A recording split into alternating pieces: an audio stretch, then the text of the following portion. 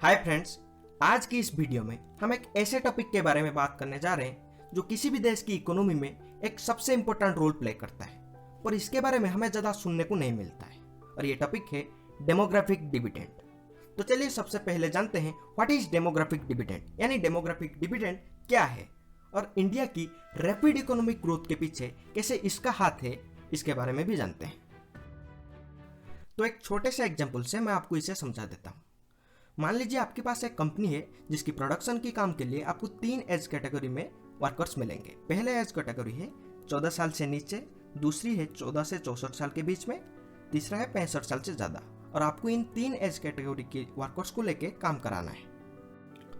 अब आप सोच के देखिए, अगर आपने 14 साल से नीचे और 65 साल से ज़्यादा इन दोनों एज कैटेगरी से ज़्यादा वर्कर्स लेते हैं तो आपकी प्रोडक्शन स्लो हो जाएगा। और इसका सिंपल रीज़न है स्ट्रेंथ, क्योंकि 14 से 64 साल के बीच में जो वर्कर्स होंगे उनके पास ज़्यादा स्ट्रेंथ होगा। अगर उन्हें आप ज़्यादा लेते हैं तो उनकी स्ट्रेंथ के हिसाब से वो आपकी ज़्यादा प्रोडक्शन करेंगे और ज़्यादा प्रोडक्शन होगा तो आपको ज़्यादा प्रॉफिट भी होगा।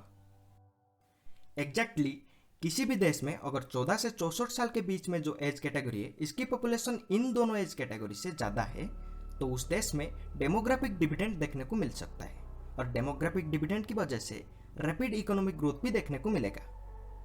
जीडीपी के हिसाब से दुनिया में टॉप 5 लार्जेस्ट इकोनॉमिक कंट्री की लिस्ट में पहले नंबर पर आता है यूएसए, नंबर 2 पर चाइना, नंबर 3 पर जापान, नंबर 4 पर जर्मनी, नंबर 5 पर इंडिया। और इन सब में एक चीज कॉमन है और ये है डेमोग्राफिक डिविडेंड।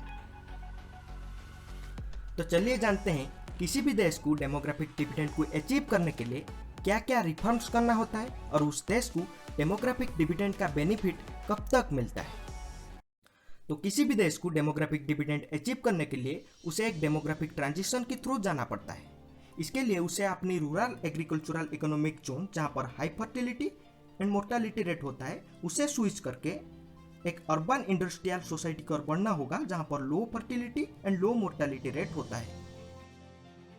तो किसी भी देश को डेमोग्राफिक डिविडेंड का ट्रू पोटेंशियल अनलॉक करने के लिए health, education and employment generation in 3 sectors में मेजर रिफॉर्म्स करना होगा। और ये अलग अलग देश अलग अलग गवर्नमेंट के हिसाब से उनकी डिसीजन होता है। अब सबसे बड़ा इंपॉर्टेंट सवाल है डेमोग्राफिक डिविडेंड का बेनिफिट कब तक मिलता है, और इसका जवाब है 5 डेकेड्स यानी 50 साल तक। उसके बाद फिर उस देश की इकोनॉमी में एक डिक्लाइन देखने को मिलता है। इसका जो सबसे अच्छा एग्जाम्पल है वो है जापान।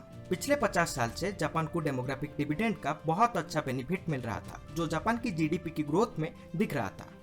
पर इस डेकेड में जापान की जीडीपी ग्रोथ में थोड़ी डिक्लाइन देखने को मिल रहा है। वो इस वजह से कि जापान में 65 साल से ज़्यादा उम्र के लोगों की पॉपुलेशन बहुत ज़्यादा हो गया है और वहाँ स्ट्रिक्ट चाइल्ड पॉलिसी की वजह से वहाँ ज़्यादा बच्चा पैदा भी नहीं हो रहा है। और चाइना इसी डेमोग्राफिक ग्रोथ की डिक्लाइन से बचने के लिए बार बार अपनी चाइल्ड पॉलिसी में बदलाव ला रहा है। डेमोग्राफिक डिविडेंड का सबसे अच्छा बेनिफिट इंडिया को ही मिल सकता है, क्योंकि 2011 से इंडिया में वर्किंग पॉपुलेशन की नंबर्स धीरे धीरे बढ़ता हुआ आ रहा है, जिसका बेनिफिट जीडीपी ग्रोथ की इस क्वार्टर्स की रिजल्ट में देखने को मिला। अगर इंडिया में हेल्थ, एजुकेशन और एम्प्लॉयमेंट जनरेशन इन 3 सेक्टर्स में गवर्नमेंट सही तरीके से रिफॉर्म्स कर पाए तो इंडिया को नेक्स्ट डेकेड में सुपर पावर बनने से कोई रोक नहीं पाएगा। इसके बारे में आपका क्या ख्याल है मुझे नीचे कमेंट करके जरूर बताइए। And thanks for watching.